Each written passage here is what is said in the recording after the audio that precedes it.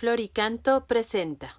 Palabra me da vida, confío en ti, Señor.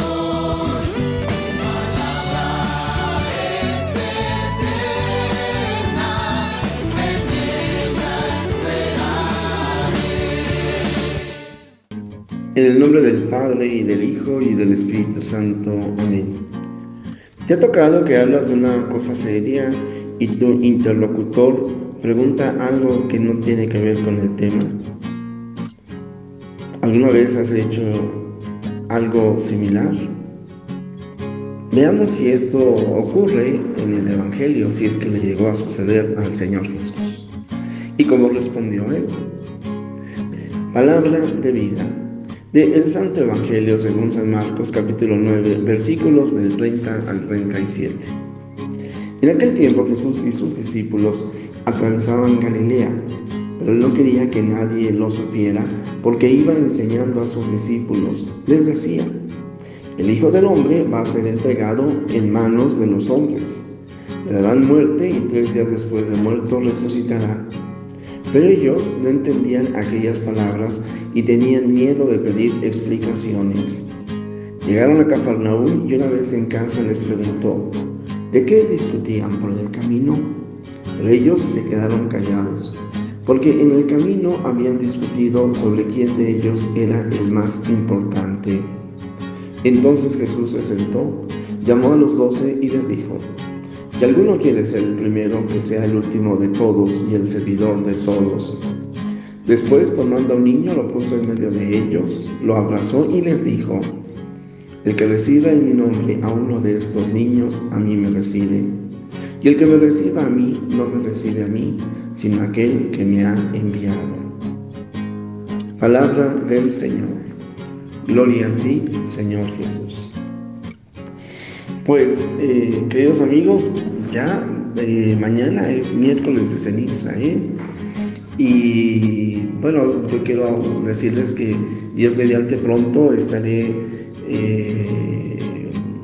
dando un retiro. Todavía no tengo la fecha, por eso nada más lo señalo. Pero pues ustedes envíenme si estuvieran interesados en que esto fuera una posibilidad. Yo con mucho gusto lo haría.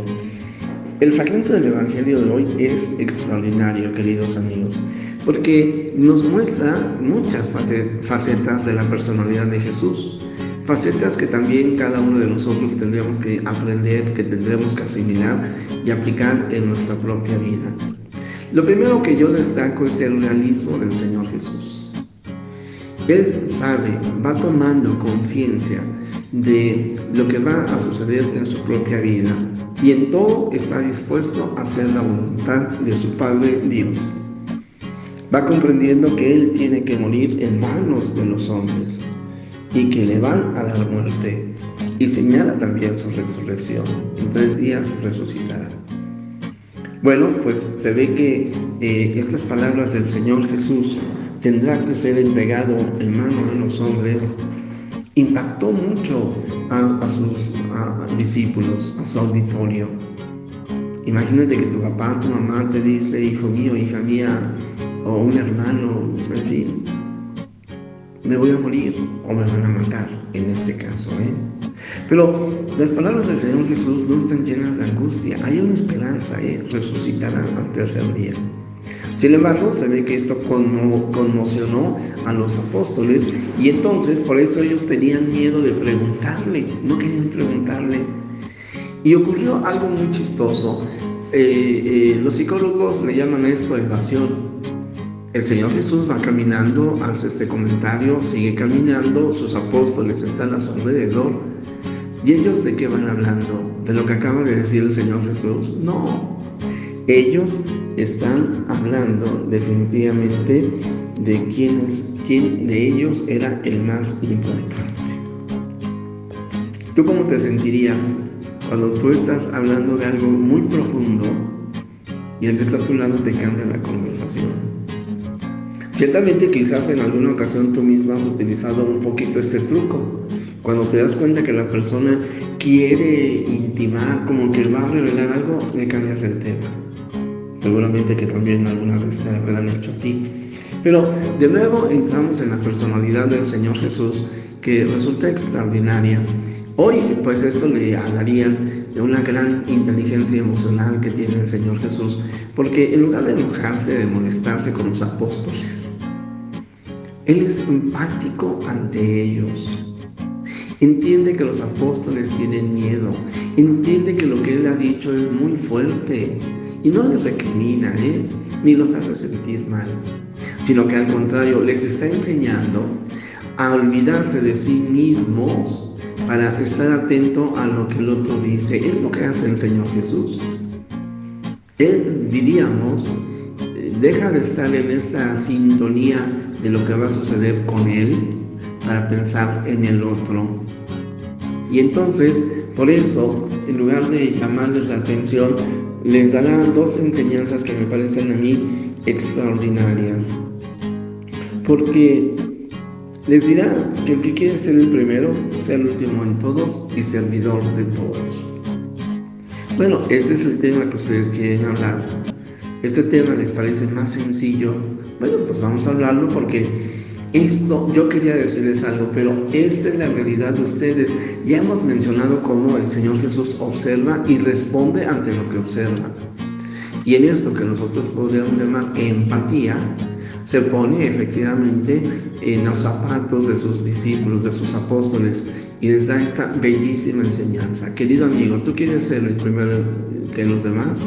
Esta es la vocación del cristiano, Nos tenemos que hacer servidores de todos. Fíjate cómo en la lógica del Señor Jesús es muy distinta. ¿Quieres ser el primero? Prepárate muy bien, lucha, combate, no te dejes por vencer, sé tú el primero, opina en todo, que se haga tu voluntad. No. ¿Quieres ser el primero? Hazte el servidor de todos.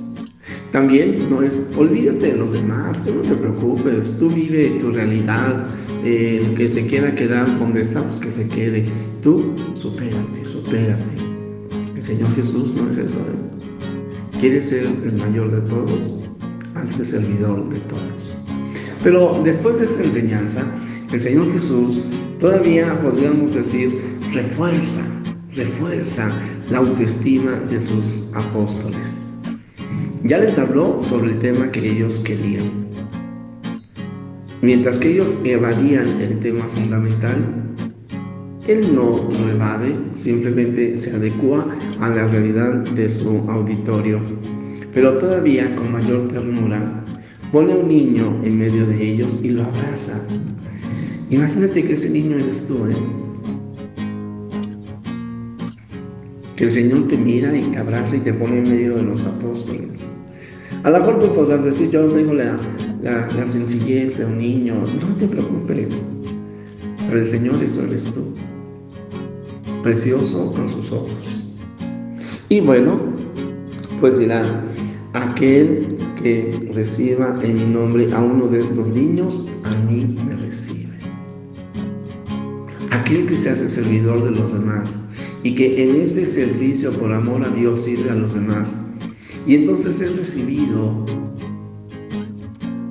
no solamente recibe a quien ayuda, a quien hace el bien, a quien es sencillo, a quien es humilde, sino dice el Señor Jesús, a mí me recibe. Ellos entienden que tienen que ser sencillos para recibir al hermano, y recibiendo el hermano, ¿a quién reciben? A Jesús. Y si vamos así como que en un creciendo en lo que el Señor Jesús está diciendo, imagínate qué maravilloso es esto, Y el que me recibe a mí, no me recibe a mí, sino aquel que me ha enviado. Extraordinario, querido amigo, Fíjate que hoy, en esta sociedad tan enferma y cada vez más enferma, porque está alejada de Dios,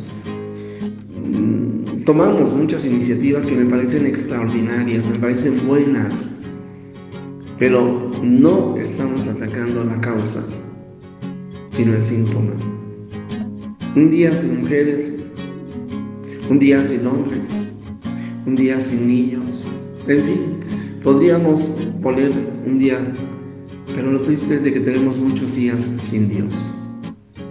Y la cuaresma es una oportunidad para que por lo menos durante estos 40 días nosotros hagamos presente a Dios en nuestras vidas, y en Él está la solución.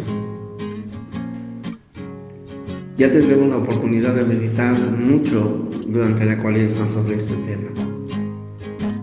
Pero el mundo lo que necesita, además de estas marchas y protestas para calmar el corazón del hombre que hace el mal, necesita acercarse a Dios, y la cuaresma nos da esta oportunidad a través de la oración, de la penitencia y del ayuno. Antes de concluir, cierra un momento los ojos y, Señor Jesús,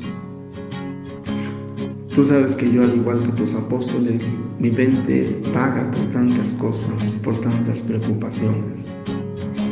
Pero para mí es un remanso de paz ponerme delante de ti y saber que no me juzgas y que me amas y que me perdonas, que me tienes bajo tu mirada como a ese niño al que has puesto en medio de tus apóstoles. Y recibo tu paz y tu confianza. Si tú vienes conmigo, Señor, ¿a quién temeré? Hay muchas cosas y muchos nubarrones que puedo ver en mi vida, pero al igual que tú, Señor, si han de suceder, que sucedan, porque las quiero asumir para gloria tuya.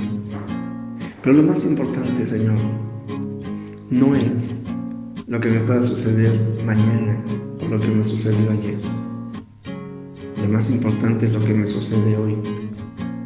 Y lo que me sucede hoy es que abro mi corazón para recibirte a ti, Jesús, en mi vida, sabiendo de que al recibirte a ti recibo también a mi Padre Dios.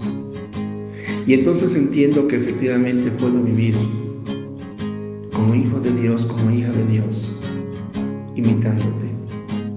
Gracias, Señor, porque me amas tal y como soy, pero haz que sea tal y como quieres que sea. Jesús, que todos te conozcan y te amen, es la única recompensa que quiero. El Señor esté con ustedes, la bendición de Dios Todopoderoso, Padre, Hijo y Espíritu Santo, descienda sobre ti y te acompañe hoy y siempre.